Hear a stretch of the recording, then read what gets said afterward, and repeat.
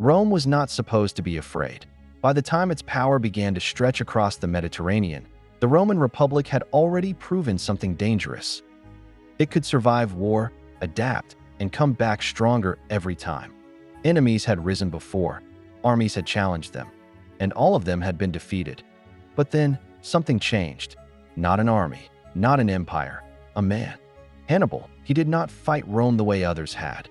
He did not follow the rules Rome expected, and that made him more dangerous than anything they had faced before. Because Hannibal wasn't just preparing for war, he was preparing to break Rome itself, not its armies, but its confidence, its alliances, its sense of control.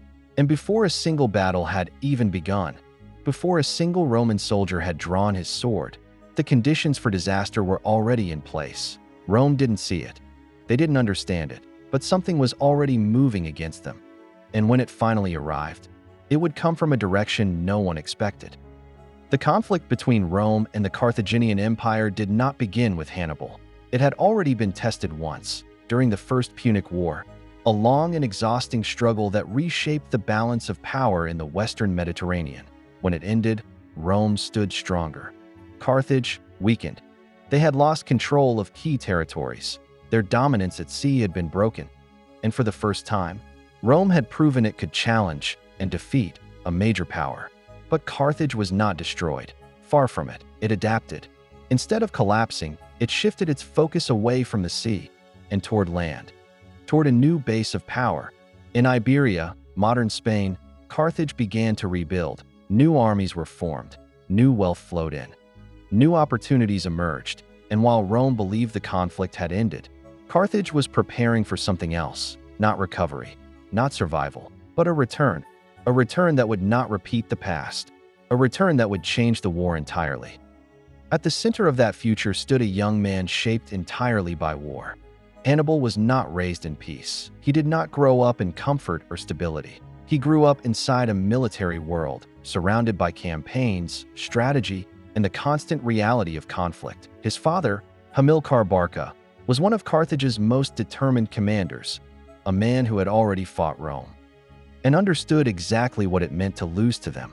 And from an early age, Hannibal was brought into that world, not as an observer, but as a participant. He learned how armies moved, how wars were fought, how victories were built, and how defeats happened.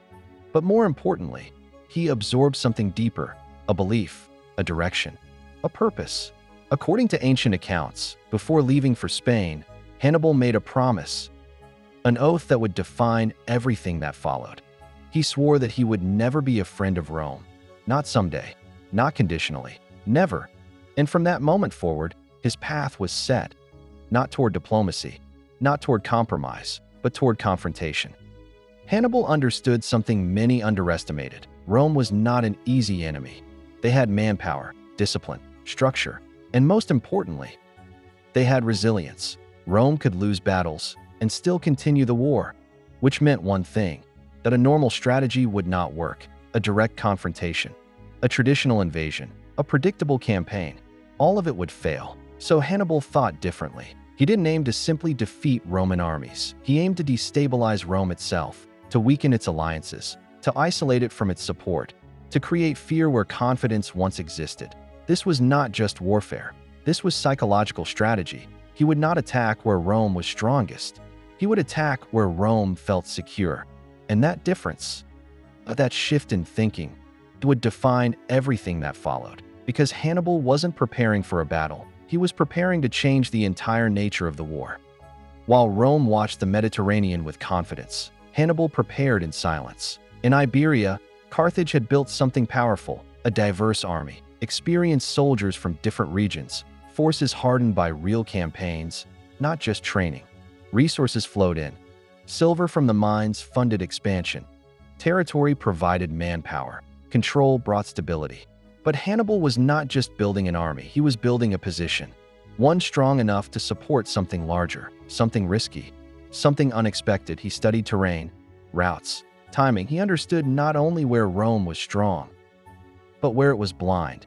And slowly, step by step, everything came into place. Not rushed, not reckless, calculated, deliberate. Because when this war began, it would not look like the last one. It would not be fought on familiar ground. And by the time Rome realized what was happening, it would already be too late to stop it. At some point, preparation becomes action. And for Hannibal, that moment arrived. War was no longer a possibility. It was a decision. But the real question was not whether to fight Rome. It was how. Rome expected something predictable: a naval conflict, a direct confrontation, a controlled escalation. But Hannibal had no intention of giving them that. Instead, he chose something far more dangerous, a path that would avoid Rome's expectations entirely, a route that would bypass their defenses and bring the war directly into their world. Not gradually, not cautiously, but suddenly, from a direction they were not prepared to defend. It was a decision that carried enormous risk, but also enormous potential. Because if it worked, Rome would not just be challenged, it would be shocked. And once that shock set in, everything could begin to unravel. By the time Hannibal began to move, the war had already started, just not in the way Rome understood. They believed they were in control, that they knew their enemy, that they were ready, but they were preparing for the wrong war. Because this time, the threat would not arrive where they expected. It would not follow their rules. It would not give them time. It would come suddenly, decisively. And once it did, Rome would be forced into a fight it had never faced before. A fight not just for victory, but for survival. And as Hannibal advanced, with a plan unlike anything Rome had seen, point one truth became unavoidable. The war had not truly begun yet, but when it did, Rome would not be ready. If you want to see how Hannibal launched one of the most dangerous invasions in history, subscribe and watch what happens next.